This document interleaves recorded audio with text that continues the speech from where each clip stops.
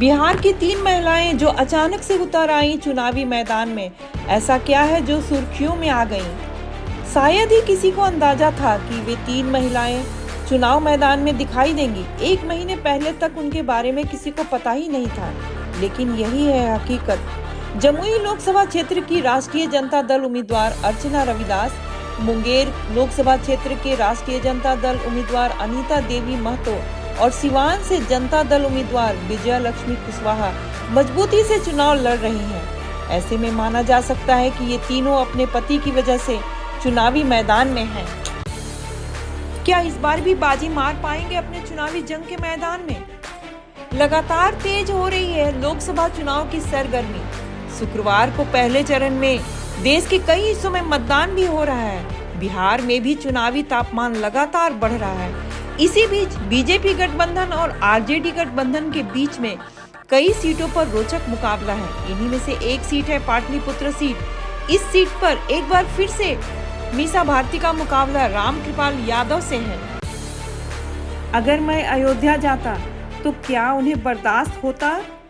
भारत में आज भी अनुसूचित जाति के लोगों से भेदभाव हो रहा है।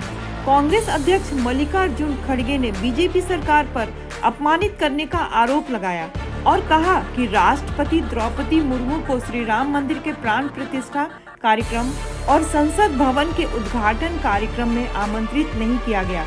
वहीं पूर्व राष्ट्रपति रामनाथ कोविंद को नई संसद का शिलान्यास नहीं करने दिया गया, क्योंकि वे आदिवासी और दलित समुदाय से आते हैं। लोकसभा चुनाव ड्यूटी पर तैनात सुरक्षा कर्मी की हार्ट अटैक से मौत हो गई। अधिकारियों ने यह जानकारी दी है कि मिजोरम में लोकसभा चुनाव ड्यूटी पर तैनात 18 वर्षीय एक सुरक्षा कर्मी की शुक्रवार को हार्ट अटैक से मौत हो गई है। उन्होंने बताया कि द्वितीय इंडियन रिजर्व बटालियन में तैनात लाल रिपुया चंपाई जिले के बागछिया मतदान केंद्र पर शुक्रवार सुबह तब मृत पाया गया जब उनके साथियों ने उसे उठाने की कोशिश की। सुदूर अंजो जिले में एकमात्र मतदाता ने किया 100% मतदान।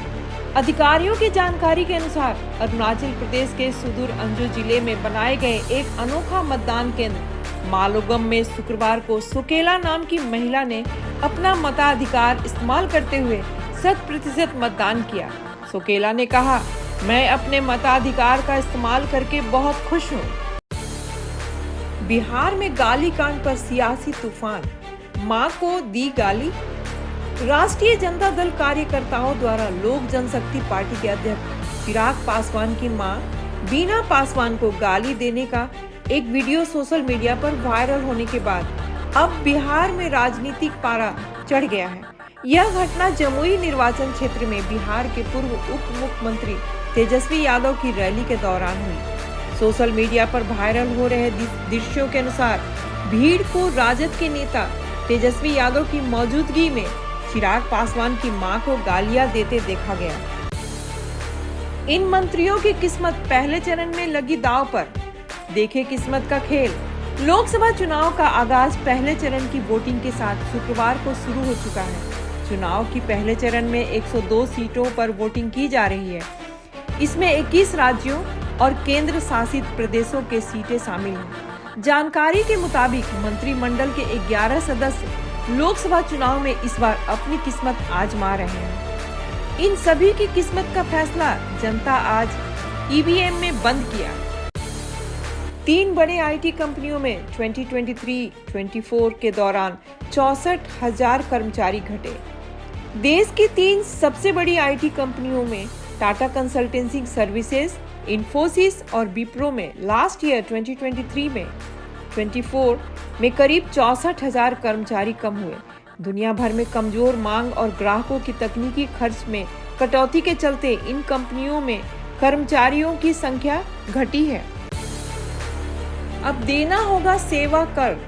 पतंजलि योगपीठ को शिविरों में लिए गए शुल्क पर बाबा रामदेव के पतंजलि योगपीठ ट्रस्ट को शुक्रवार को उच्चतम न्यायालय से बड़ा झटका लगा। न्यायालय के अपीलीय न्यायाधिकरण ने के उस फैसले को बरकरार रखा जिसमें ट्रस्ट को योग शिविरों के आयोजन के लिए प्रवेश शुल्क लेने पर सेवा कर का भुगतान करने को कहा गया था। लिहाजा यह स्वास्थ्य और फिटनेस सेवा की श्रेणी में आता है। अब इस पर सेवा कर लगेगा। ईरान और इजरायल के बीच संघर्ष भारत के लिए कितनी बड़ी चुनौती है। अप्रैल की पहली तारीख से ही ईरान और इजरायल के बीच बढ़ी तनातनी के अब मध्य पूर्व के बाहर भी फैलने की आशंका बढ़ गई है। शुक्रवार को अमेरिका ने कहा कि इजरायल ने ईरान पर मिसाइल से हमला किया, जिसके बाद इस क्षेत्र में तनाव बढ़ने की आशंका जताई जा रही है। जानकारों का मानना है कि भारत के लिए यह स्थिति और परेशानी वाली हो सकती है, क्योंकि ईरान और इजरायल दोनों से उनके अच्छे संबंध हैं। दुनिया के लिए कौतूहल और आश्चर्य का विषय है। आइए जानते हैं देश में हो रहा बदलाव के बारे में। पड़ोसी देश पाकिस्तान पर निशाना साधते हुए उत्तर प्रदेश के मुख्यमंत्री योगी आदित्यनाथ ने शुक्रवार को कहा कि वहां खाने के लाले पड़े हुए हैं। वहीं आज भारत में प्रधानमंत्री नरेंद्र मोदी के नेतृत्व में देश के 80 करोड़ लोगों को पिछले 4 वर्षों से मुफ्त राशन की सुविधा दी जा रही है। मीटिंग में कन्हैया कुमार की किस टिप्पणी पर भड़के संदीप दीक्षित। विशेष सूत्रों के अनुसार कन्हैया कुमार की उम्मीदवारी को लेकर दिल्ली स्थानीय कांग्रेस उन पर तरह तरह के बयानबाजी कर रहे हैं। पार्टी मीटिंग में संदीप दीक्षित ने उम्मीदवारी को लेकर कहा, इससे अन्य सीटों पर भी नुकसान होगा, जिस पर कन्हैया कुमार ने पलटवार करते हुए कहा, आप बीजेपी की भाषा बोल रहे हैं। अमित शाह ने इलेक्ट्रॉन बॉन्ड को लेकर क्या कहा कांग्रेस को। कांग्रेस नेता लोकसभा चुनाव के प्रचार के दौरान इलेक्ट्रॉन बॉन्ड के मुद्दे पर भाजपा पर लगातार हमला कर रही है। एनडीटीवी से बातचीत में अमित शाह ने इस पर कहा, कांग्रेस को 9,000 करोड़ चंदा मिला है, तो क्या वह जबरन वसूली कर रहे हैं? वहीं बीजेपी को 6,600 करोड़ मिले। ऐसा अमित शाह ने क्या कहा नक्सलवाद पर, जिस पर कांग्रेस ने रामचरितमानस का उपदेश दिया। कांग्रेस बीजेपी को नक्सलवाद के मुद्दे पर घेर रहे हैं। इस पर अमित शाह ने कहा, नक्सलवाद के खिलाफ हमारी जंग जारी है। हथियार डालकर आते हैं तो उनका स्वागत है। इस पर कांग्रेस ने रिएक्शन दिया और रामचरितमानस का एक उपदेश दिया कि ईश्वर जिसका खराब समय शुरू करता है, सबसे पहले उसकी मति हर लेता है। आम आदमी पार्टी ने लगाए गंभीर आरोप। जेल में बंद केजरीवाल को लेकर कही बड़ी बात। दिल्ली शराब नीति घोटाले में अरविंद केजरीवाल तिहाड़ जेल में हैं। पार्टी के सौरभ भारद्वाज ने एक गंभीर आरोप लगाया है और कहा, उन्हें जेल में धीमी मौत दी जा रही है। शुगर लेवल ऊपर जाने से नसें और किडनी पर खराब असर पड़ेगा। कोई उनकी किडनी वापस नहीं ला सकता। तेजस्वी यादव ने 400 पार के भाजपा पर क्या की वार। तेजस्वी यादव ने लोकसभा के पहले चरण की वोटिंग के बाद कहा कि भाजपा की 400 बार की फिल्म पहले ही दिन फ्लॉप हुई। उन्होंने दावा किया कि महागठबंधन सभी 4 सीटों पर जीत रहा है। एलन मस्क ने भारत न आने का कारण बताया, जानिए कब आएंगे वह। भारत दौरे पर टेस्ला और एक्स कंपनी के मालिक एलन मस्क ने भारत दौरे को फिलहाल स्थगित कर दिया है। बताया जाता है कि टेस्ला के कामकाज की जिम्मेदारी की वजह से उन्हें देर हो रही है। इस साल के आखिरी तक वो भारत आ सकते हैं। अखिलेश यादव ने क्यों कहा भाजपा का यह पहला फ्लॉप रहा। समाजवादी पार्टी के अध्यक्ष अखिलेश यादव ने गौतम बुद्ध नगर लोकसभा क्षेत्र के सिकंदराबाद में कहा, पश्चिम की हवा ने भाजपा का सफाया कर दिया। उनका पहला शो फ्लॉप रहा। पिछले चरण के 8 सीटों पर हुए चुनाव में अधिकांश सीट पश्चिमी उत्तर प्रदेश में आती है। नरेंद्र मोदी ने राहुल गांधी पर किया वार। कांग्रेस की किस मानसिकता की बात की। नरेंद्र मोदी ने रैली को संबोधित करते हुए कहा कि कांग्रेस के युवराज धमकी दे रहे हैं कि अगर बीजेपी जीती तो देश में लग जाएगी आग। उन्होंने कहा कि कांग्रेस और इंडिया गठबंधन के पास विकास का कोई एजेंडा नहीं है। कांग्रेस की आपातकाल लगाने की मानसिकता नहीं बदली है। पहले चरण के चुनाव के बाद सीएम योगी ने कहा नरेंद्र मोदी को लेकर एक बड़ी बात।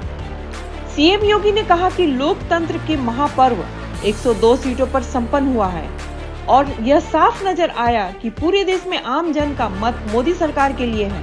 कहा देश की आधी आबादी पूरी तरह से मोदी जी की सुरक्षा के मॉडल का अंगीकरण कर रही है। इनके नेतृत्व में देश सुरक्षित माहौल के साथ सुशासन का मॉडल भारत ने पूरी दुनिया को दिया है। पहले नजर के चुनाव के बाद भाजपा ने क्या दावा किया और किसकी बिजली की बत्ती गुल बताई।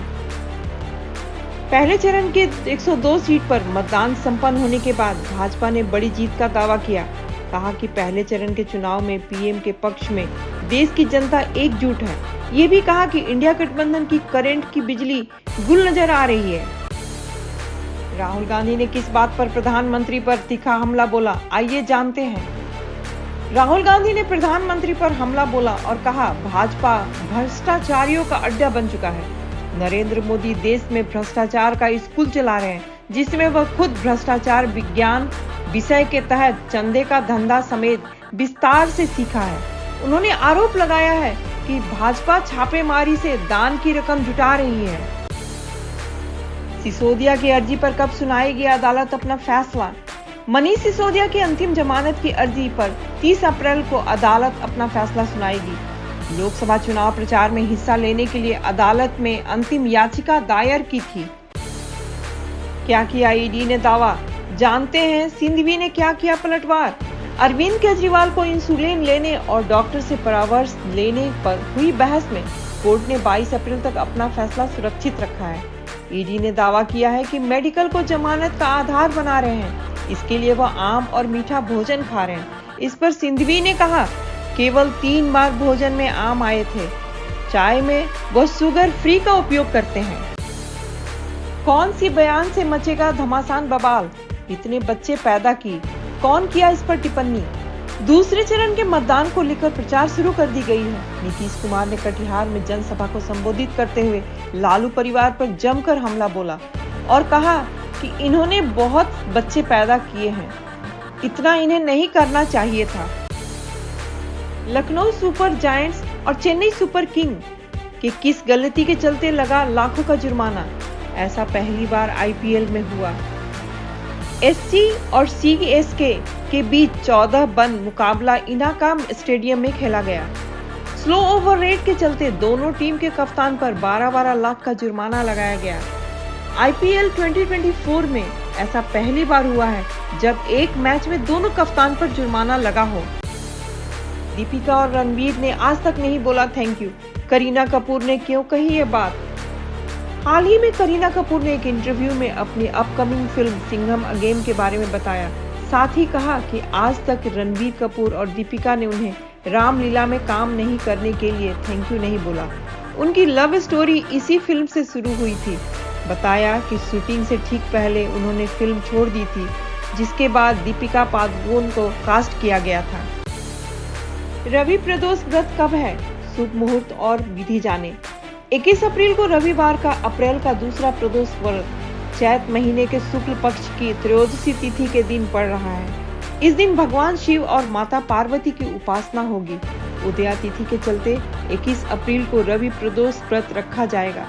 इसे करने से मनोकामना पूर्ति का मिलेगा वरदान। मौसम विभाग का बर्फबारी, तूफान, बारिश का अलर्ट, यह राज्य भी होंगे प्रभावित। मौसम विभाग के मुताबिक 20 अप्रैल को जम्मू कश्मीर, हिमाचल प्रदेश और उत्तराखंड में तूफान, बारिश और बर्फबारी का अलर्ट है। पंजाब, हरियाणा में चमक गरज के बारिश होने की संभावना है। इसके साथ ही कच्छ और बिहार में लू चलने की भी आशंका है। सलमान खान के घर किसने भेजी है कैब और किसके नाम से आई है। शुक्रवार को सलमान खान के घर लॉरेंस बिश्नोई के नाम से बुक कैब आई। वॉचमैन ने पुलिस को फौरन खबर दी। पुलिस ने कैब चालक से बुकिंग करने वाले शख्स की जानकारी ली है, जो गाजियाबाद का है।